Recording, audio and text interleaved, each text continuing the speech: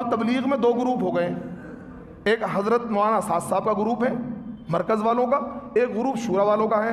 अब हालांकि दोनों के काम लगभग मिलते जुलते हैं, बस वो फ़ज़ाइल अमाल पढ़ते हैं, मुंतखब हदीस पढ़ते हैं, लेकिन का एक दूसरे से दस्तों गिरेबा हैं।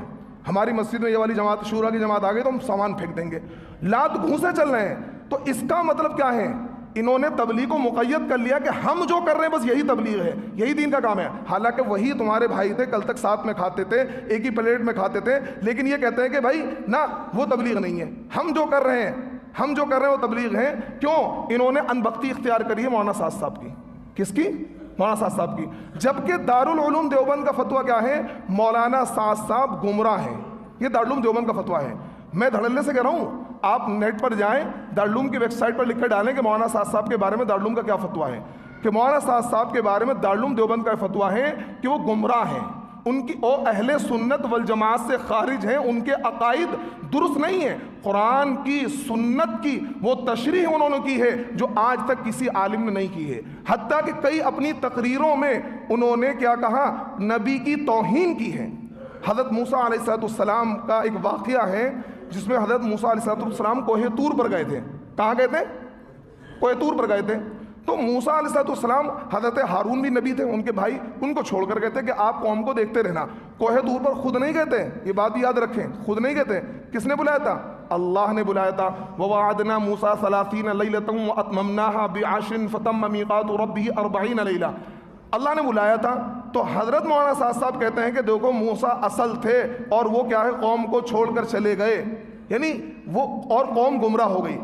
मूसा असल थे, कौम को छोड़कर चले गए, कौम गुमराह हो गई, दावत वाला अमल छूटा। और ये बात तबलीग वाले साथी भी कहते हैं, क्योंकि इनकी गलती नहीं पेशार होगी, गलती उनकी है जो हजरत जी बैठे हुए हैं, क्योंकि ये हजरत जी के अनभक्त हैं, हजरत जी के अनभक्त हैं। गलती इनकी नहीं है, गलती उनकी है। हम जैसे आलिम की इनके नज़दीक कोई वैल्यू नहीं है। हम बिल्कुल गूंगे शैतान बन जाए, इनकी बात पर बिल्कुल हाँ जी कुछ भी कहते रहें तो हम बहुत बड़े हजरत बन जाएंगे। हम मुनकर पर नकीर करेंगे तो हमारी वैल्यू कुछ भी नहीं है, हमारी वैल्यू, और हम इनके नज़दीक अपनी वैल्यू बनाना भी नहीं चाहते हैं, हमें कोई ज़रूरत नहीं इनकी वैल्यू की। तो देखिए मौलाना साद साहब के बारे में दारुल उलूम देवबंद का फतवा क्या है, गुमराह है। अब देखिए जिस जमात का अमीर गुमराह होगा तो जमात क्या होगी, हक पर होगी। मैं अपनी इस तकरीर के वास्ते से उन उलमा को समझाना चाहता हूं जो ये कहते हैं कि भाई तबलीग पर फतवा नहीं है, फतवा सिर्फ मौलाना साद पर है। लेकिन आप इसका जवाब दें कि जब मौलाना साद गुमराह है दारुल उलूम देवबंद के फतवे के मुताबिक, तो मौलाना साद साहब को फॉलो करने वाली जमात गुमराह क्यों नहीं है?